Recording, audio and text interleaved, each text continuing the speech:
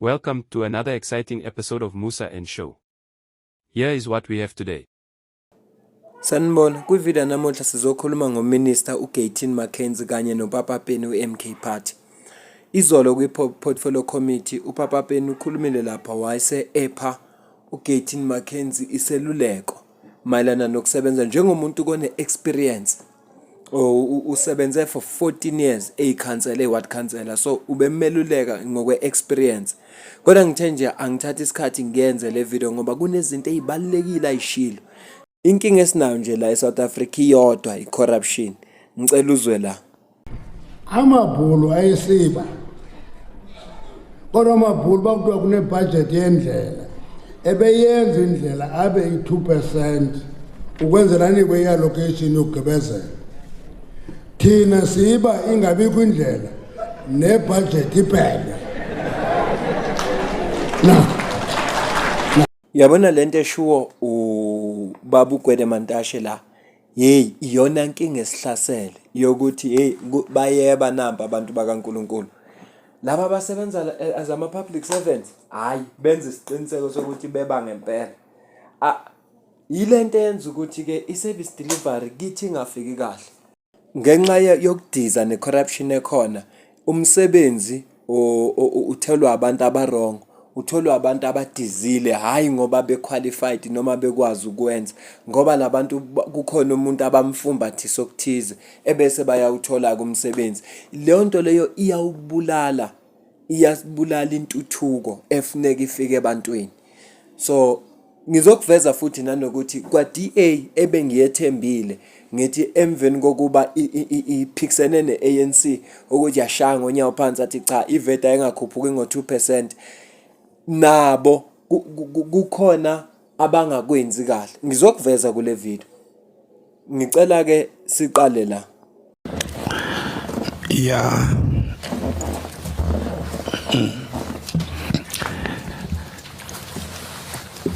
I thought I want to be minister one day, but I can't be. Because once you are a minister, you are an investigator, you are a police, you are everything. Dragging someone to not do service delivery because of the cases and cases and cases. Do you know how many cases that we have in South Africa? Millions. All departments. Minister, these things of cases, you leave this department without doing nothing. Because focusing problem when people are suffering down there. What is going to be your legacy? Huh? Because people drag everything down because of the problem. We won't finish a problem. We're born with the problems.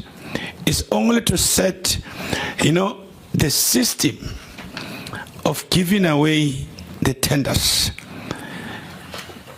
That's it.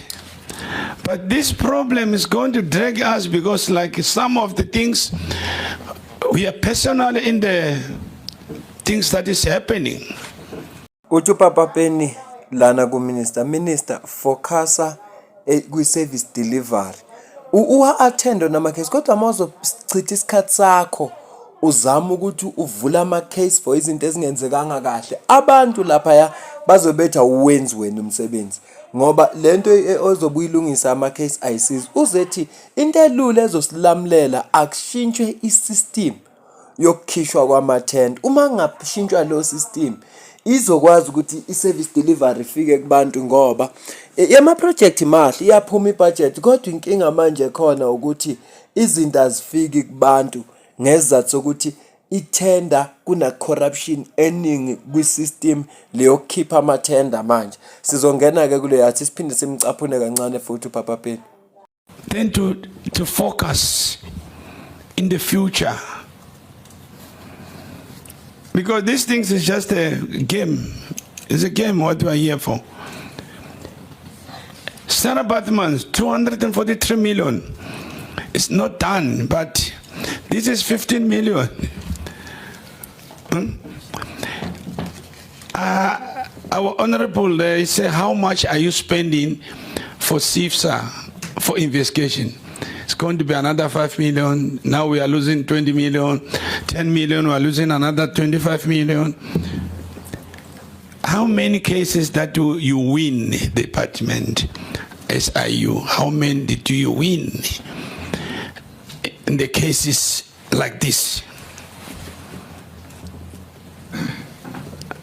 Can you take these things, we put it in the right manner, but we focus in service delivery. Let's go out there and fix it. Because, Minister, you are going to be end without legacy, without pointing something that is this is me. I was in the local municipality for 14 years as a councillor. I know what is the problems of corruption. I know without reading, because I was inside of corruption.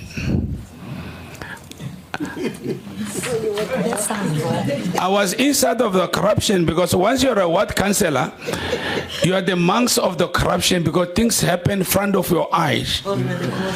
You see, I know I can read everything without writing. I'm the weakness. How you are providing these tenders to the people. I know you cannot end those things until you change the system of this country. We'll fight amongst ourselves. Where's the white people here? Nothing. We are all Nyaman here. We're all blacks here. Iphuzu ke lisho Papa Penny la elibalekile lele athi uminister uzophuma lapha engenzanga lutho. Kodwa ngoba yena usukelwa nokuthi itendeti ize uthi yebo izifayelwe lezinto. Uzilwise futhi ngenkantolo, kodwa focus ekwenzeni service delivery ngoba abantu lemphakathini abalindele ukuthi balinde bona ukuthi izinto zingafiki kubo ngoba kusakhulunywa amakhesi amadala. Akwenziwe indlela, kwenziwe isystem entsha ezokwazi ukuthi yenze umsebenzi ukuthi kusebenzeke. Ngiyasithanda ke indlela akhuluma ngayo isilungu. Washo yena wathi ukhuluma isilungu ngendlela abelungu abakhuluma ngayo isitsonga. Yingakho njengenankingi uthi uyi-witness manje uthi yena witness uthi uyi-witness yena ufakazi wezinto ukuthi uyayazi ukuthi le corruption yenzeka kanjani ngoba wakwaba phakathi kwayo wayibona njenge-ward council. Kukhona umuntu ozosiprovela ukuthi lento esho Papa Penny bayayenza ama-public servants. Ngaphambi sisiye nje kulo kuzane ku-Minister Gayton Mackenzie, ngifuna ukucaphunela umuntu manje ozofakazela uPapa Penny ukuthi ngempela ama-public servants corrupt ukwedlula. Ngicela uzwe la. Ayikho politician in this country that will change anything with policy, with announcements, ongayishintshanga the public service employees. At least from the assistant director level up to the point of HOD or DDG. Those people are the ones who are letting us down the most. And the majority of those people are African. They are not black South African. Angiyazi le terminology siyithatha. By the way, We are baningi African. abakhona khona la. That's why I'm taking it on. Yeah. Those are the people who are letting us down. Ba toll gate ethu. When we do business, sidlula kubona, siyabanikeza izinto. They are even carrying excess weight. Bakhona la. You understand? Those are the people who are traitors to the liberation cause. Imagekombe, when you say sidlula kubona sibanikeza izinto, what do you mean? Meaning they request bribes for any program and tender of government. There is nothing you get done just simply following due process. There is nothing. Ayikho into ongayenza ungathandazanga ungambribanga ungayenza anything extra. Yabona when a president announces a program on a plan, don't think the delivery of that is straightforward. Not in this country, not with these public servants. Usomkhanda la usevele wayifakazela yonke into athi show Papa Penny ukuthi inkinga ayizukulamleka uma kungakashintshi isystem yokukhishwa kwamathenda ngoba ama public servant ayinkinga. labantu kuyibona bakhipha amathenda aphumela abangani babo, amathenda aphumela izihlobo zabo, uma ungese umngane abaphumela abantu abadizile. It doesn't matter noma lowo muntu loyo unawo ama-skills okwenza lo msebenzi, leyo project uyayazi noma akayazi, kodwa uzoyithola ithenda ngoba umngane wabantu abathize futhi uyikhiphile imali. Iyona inkinga esina, yilento ayishoyo kuPapa Penny ukuthi uma ufocusa kuleyo nto leyo futhi ungakayishintshi isystem yokuphuma kwamathenda, uzothi usalwa ne-project endala beqala bedla lentsha, benza ubugebengu kulentsha ezobe uthi wena ufuna bekhona. Akushintshe isystem, kwenziwe i-service delivery ukuze i-legacy yakho izokwazi ukukhunywa kahle njengominister. Usho njalo kune-project kakhulume ngayo Sarah Baartman ubala imali eningi engakenzeki kuze kube manje. Uminister uGayton McKenzie uzosivezela ukuthi yini ebambe leyo service leyo project ukuthi ingenzeki. Ngifisa ke mayiqeda ukuthi ekhuluma ngayo bese ngiyaphawula, ngicela mina uzwe la. Kodwa ke singakanga kucaphunela uminister uGayton McKenzie, ngiyakufisa ukuphawula kwakho kulolu daba nje sikhuluma ngalo. Uyavumelana noPapa Penny? Uthini kuthina okwakho ukubona? Iluphi wena ulwazi onalo? Lento eshiwoyo mina personally ngiyayazi, lento eshiwoyo yama public servants personally ngiyayazi. Mina ngizange sithole isikhathi ngoba ngangingazani namuntu, ngangingazi ukuthi mina uyadiza ukuze abantu abangama town planner bekwazi ukulalela abakhulumi nawo. Ngangiyofuna indawo, ngifuna abantu abangama town planner, kodwa ngenxa ukuthi ngangingazi ukuthi umuza nje uthi uze ofisini ngeke usizakala. Ngaza ngatshelwa ngomunye kodwa ngingasena interest, angifuni futhi ukungena kulezo zinto lezo. Ngizomcaphuna manje Gayton, kodwa ngiyafisa ukuphawula kwakho. We all know, or should know, that there are cases against Netball South Africa. So it makes me wonder why are these entities not responding, and what measures will be taken against for their failure of responding. Then we have mentioned with regard to the infrastructures and everything that we've witnessed and where the problem does lie. And Honourable Minister, you are correct that the municipalities are largely to blame as well. But we know that the corruption starts from the top, and it's also like a fish, it rots bottom and top. So there's many entities in between that has also been securing funds out of what is supposed to be structures meant for our people.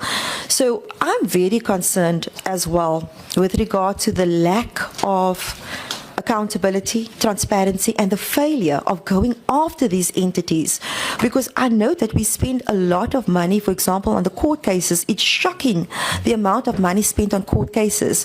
When are we going to start recovering money lost because of the corruption and failure that we've been witnessing? I thank you. Honorable Komani, the issue of Sarah Baartman. I'm one person that I have my pride. I've reached a stage as a Minister of Public Works where I'm not going to ask him anymore. My hands are tight. I've asked him more than 14 times, can we sort out this problem? I've asked him, I wrote letters to him. I said to him, all right, let us take over the project so we can fix it.